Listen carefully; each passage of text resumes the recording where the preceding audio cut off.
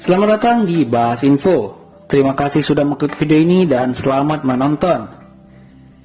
Rasa-rasanya kita toku fans di tanah air ini baru saja menonton movie Kamen Rider Revised Battle Familia. Nah, setelah menonton movie tersebut, akhir-akhir ini kami sadar ada beberapa poin yang membuat Kamen Rider Revised itu terkesan kurang menarik. Dan bahkan banyak fans telah berteori sana-sini, yang mana teori-teori tersebut sangatlah bagus. Namun serial tersebut nggak sebagus dari teori yang ada. Tanpa berlama-lama, ini dia daftar hal yang membuat Kamen Rider Revised kurang menarik versi Bahas Info.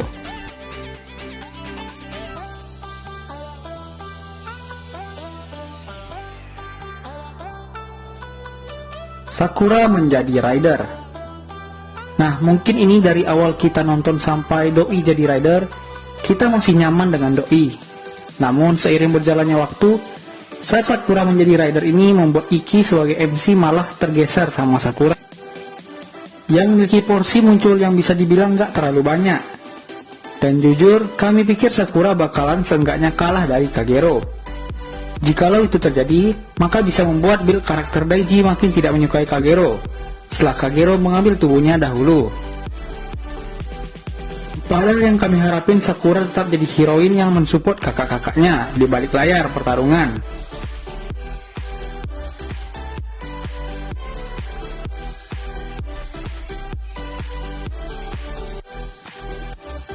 Daiji dan Kagero.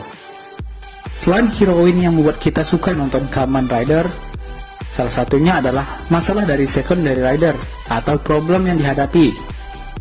Nah, pada awal ini kemunculan dari Kamen Rider Evil yang dengan gampangnya mentalin Vice ke udara sampai membuat Iki terdesak juga, membuat kita sadar kalau rider ini benar-benar kuat.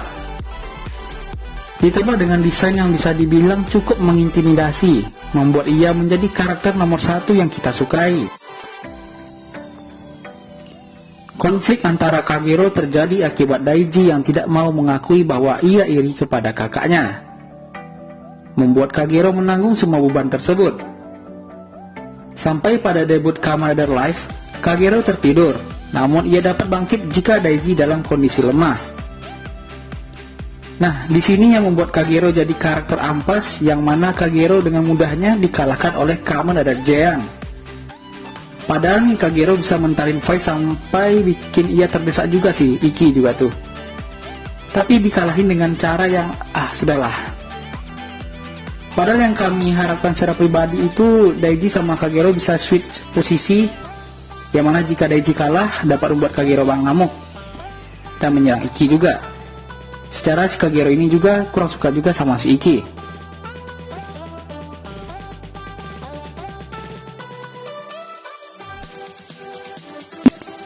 Hiromi dari hero menjadi support. Hiromi yang pada awal cerita mendedikasikan dirinya untuk bertarung, yang dari awalnya gagal henshin sampai bisa henshin, membuat banyak penonton yang mulai menyukai karakter ini. Dari awal kemunculan debutnya sendiri sebagai Kamen Rider Demon, namun Toei memberikan plot twist yang mana Demon Driver memiliki iblis di dalamnya. Nah, iblis tersebut melahap usia Hiromi atau kekuatan fisik dari Hiromi sedikit demi sedikit, yang membuat Hiromi akhirnya memiliki kekebalan tubuh setara dengan pria berusia 80 tahun.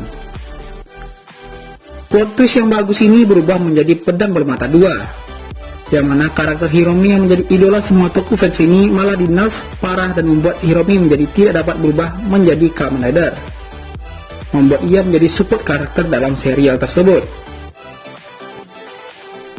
Sangat disayangkan bagi Hiromi, karakter Hiromi ini dihilangkan di pertengahan serial.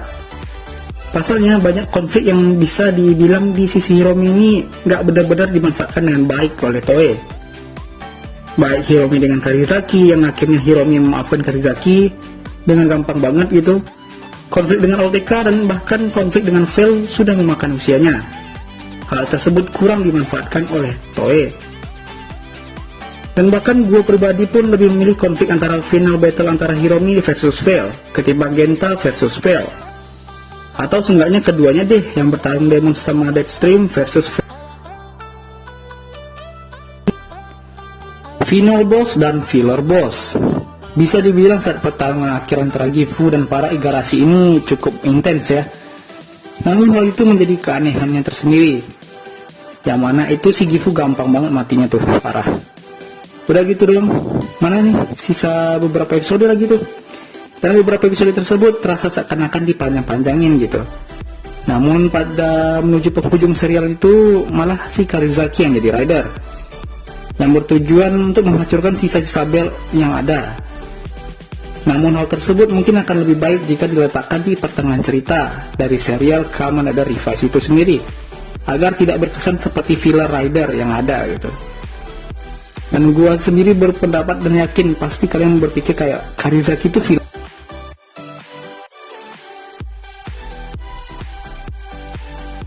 NPC jadi rider, Aguilera menjadi Kamen Rider Aguilera.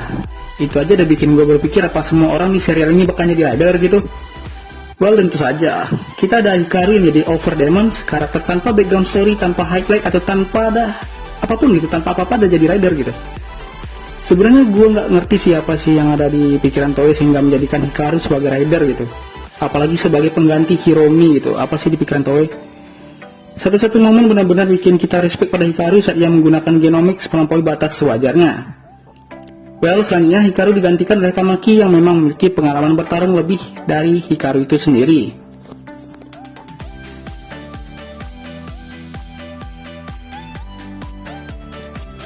Ending cerita yang mengecewakan. Ya, jauh sebelum Revice tamat, banyak teori-teori yang muncul di kalangan Toku fans.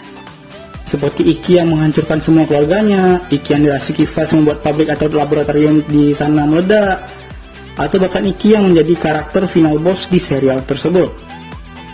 Namun hal tersebut sangat jauh dari ekspektasi para warga Toku fans. Pasalnya setelah melawan Gifu, Iki harus menghadapi Karizaki yang berubah menjadi Kamen Rider filler. Kamen Rider filler juga, atau Kamen Rider juga. Lalu setelah itu Doi kehilangan ingatannya, membuat ia lupa akan segala hal, baik itu keluarga dan teman-temannya juga. Singkat cerita, agar si Iki ini dapat ingatannya kembali, si Vice harus menghilang. Pada episode terakhir, kita diperlihatkan si Vice mengacau kota. Namun itu semua kebohongan agar Iki ini tertrigger gitu, untuk bertarung secara serius dengan si Vice. Namun pada babak akhir ini kita tidak diperlihatkan pertarungan yang epic ya, melainkan pertarungan gelut-gelutan main-mainan yang jauh dari ekspektasi kita sebagai Toku fans gitu. Nah itu, ending itu yang bikin kita tuh ngerasa kayak cepetin tamat deh, please tamat deh. Terima kasih sudah menonton video ini. Jangan lupa untuk subscribe dan like video ini juga jika kalian suka dengan konten ini. Tulis pendapat kalian mengenai serial Kamen Rider Revice ataupun apa sih unek-unek kalian di serial Kamen Rider Revice ini, silahkan tulis di kolom komentar. Akhir kata, kami tim Basinfo, signing out.